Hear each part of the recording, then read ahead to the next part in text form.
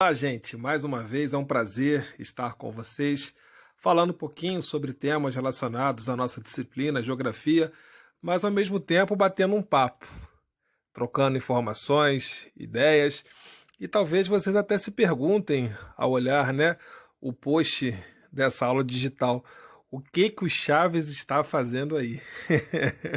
Primeiro, gente, eu queria dizer que eu sou oriundo, eu sou fruto da geração de 70 e 80.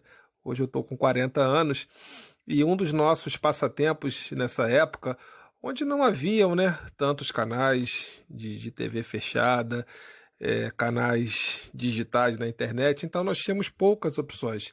E uma das opções que nos divertia bastante eram os episódios do seriado Chaves, que até hoje ultrapassou gerações. Acredito que vocês já devam ter assistido a um desses episódios. Esse episódio aí em questão, que está sendo ilustrado, é o episódio O Ladrão da Vila. Foi um episódio até triste. Confesso que essa foi uma das primeiras vezes que eu chorei ao assistir o programa do Chaves, Porque o Chavinho estava fugindo da vila. Ele estava sendo acusado injustamente de algo que ele não tinha feito, Ou seja, um ladrão, ele estava aterrorizando a vila, roubando muitos pertences ali dos moradores. E ele estava colocando tudo no barril do Chaves. E esses moradores encontraram alguns desses pertences no barril e acusaram o Chavinho de ladrão. O Chaves, por sua vez, muito triste com aquela situação, resolveu fugir, ir embora da vila. Ele aparece aí com o seu trapinho de roupa, pendurado aí no ombro, indo embora. Essa cena, ela é icônica. Ela pode ser vista não só no Chaves, mas em outros desenhos, ilustrações, Sempre quando alguém quer fazer referência a uma fuga, a uma saída, aparece, segurando um pedaço de pau, dele enrolado um pano, supostamente representando as suas roupas, Mas por que que nós estamos falando sobre Chaves, sobre desenho animado? Esse desenho em questão é o Pica-Pau, O Pica-Pau aparece muito esse episódio do Pica-Pau indo embora com seu trapinho. Mas por que que nós estamos falando a respeito disso? Porque hoje nós vamos destacar o conceito de migração. Aí nós já começamos a entrar diretamente na nossa disciplina. Então registre aí. Vamos dar uma pausa e vamos registrar.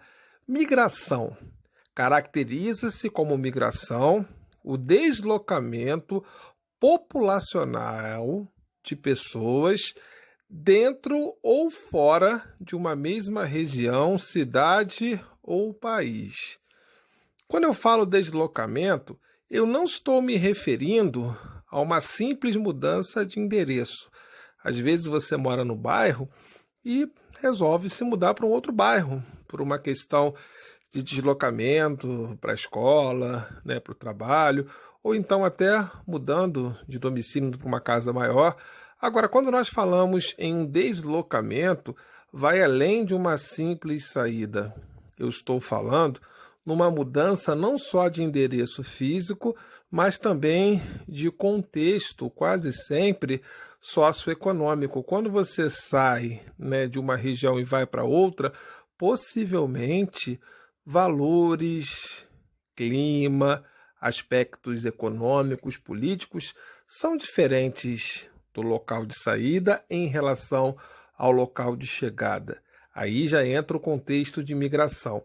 Então, migrar é um deslocamento que vai além de uma simples mudança de endereço físico, até porque envolve mudanças de cidades, estados ou até países. As migrações, elas podem ser divididas em duas categorias: migrações internas ou nacionais, que ocorrem dentro de um mesmo território, ou migrações externas ou internacionais, que envolvem países ou até mesmo continentes.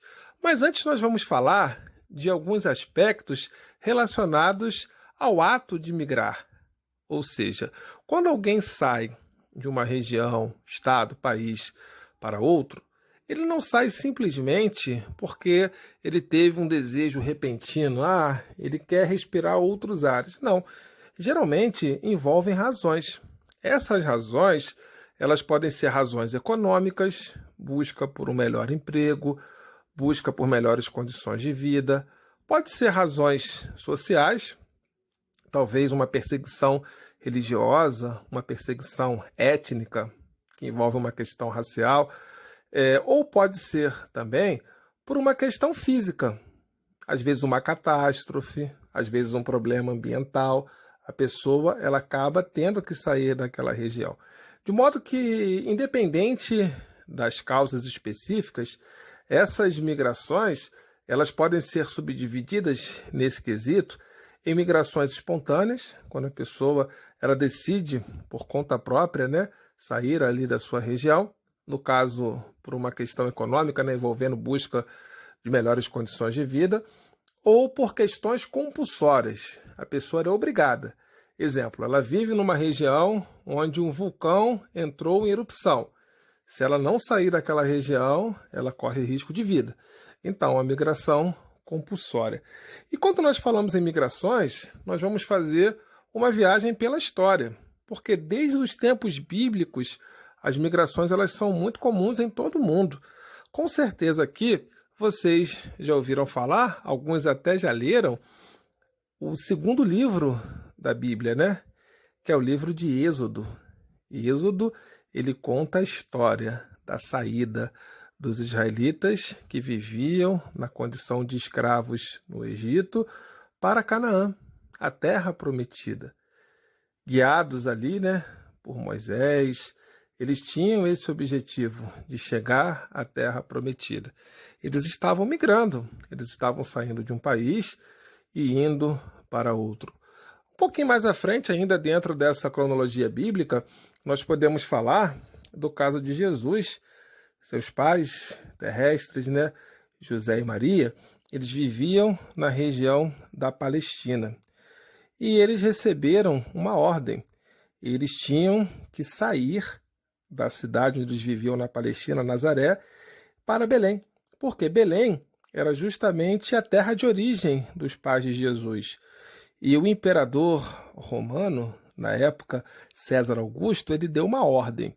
Ele disse que todos os territórios que estivessem sob o domínio de Roma, no caso estava ali a Palestina, aquela região de Nazaré, os habitantes deveriam voltar para as suas cidades de origem a fim de fazer um registro, o que nós chamamos de recenseamento.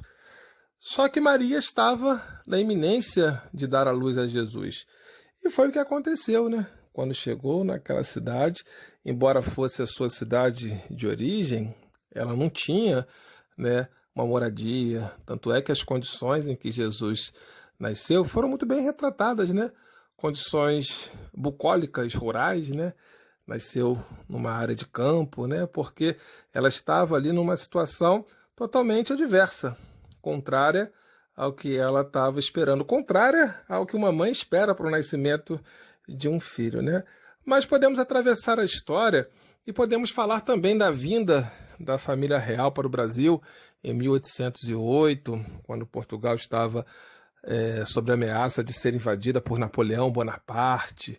Então o rei de Portugal, Dom João, trouxe a sua família e toda a sua corte, 15 mil pessoas desembarcando aqui no Rio de Janeiro, mais especificamente na região de São Cristóvão, onde nós temos a Quinta da Boa Vista. Poderíamos falar de vários relatos, né, envolvendo migrações, não só relatos mais antigos, mas também relatos mais atuais. O que dizer dos venezuelanos, né, gente, que adentram o território brasileiro, em especial a região norte? O que dizer de nossos amigos haitianos? Eu, particularmente, tenho uma amizade muito grande com esse grupo. Se um dia alguém quiser saber um pouquinho mais sobre eles, um grupo fantástico, meus amigos aí dos Pérolas Negras. Professor Leandro mandando um salve aí para vocês, se esse áudio chegar até vocês.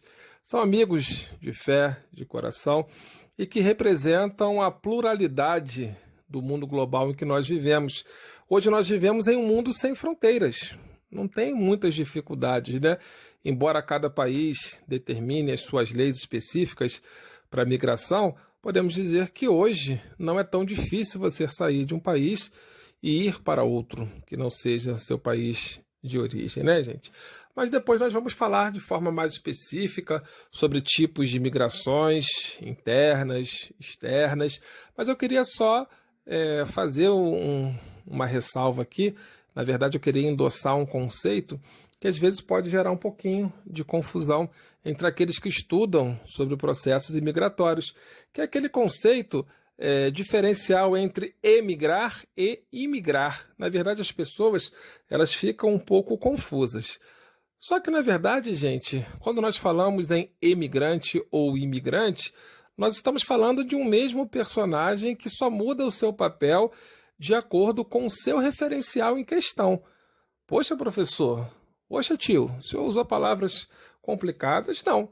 Então, olha só, nós estamos falando de um mesmo personagem, aquela pessoa que sai de um país e vai para o outro. Só que esse mesmo personagem, ele tem um papel duplo, ou seja, ele é um emigrante e um imigrante ao mesmo tempo. Por quê? Depende do referencial. Por exemplo, se o referencial for a cidade, o país da onde ele está saindo, em relação a esse país, ele é um emigrante. É só nos lembrarmos da palavra exterior e interior. Exterior é aquilo que está fora. Exemplo, quando o tio Leandro sai, vamos supor que eu faça isso ano que vem, eu vou sair e vou morar em Portugal. Então, em relação ao meu referencial de origem, ao meu país, Brasil, eu sou um emigrante, porque eu estou indo embora, eu estou saindo. Porém, quando eu chego lá em Portugal, em relação ao referencial de entrada, eu sou um imigrante, porque eu estou entrando naquele país.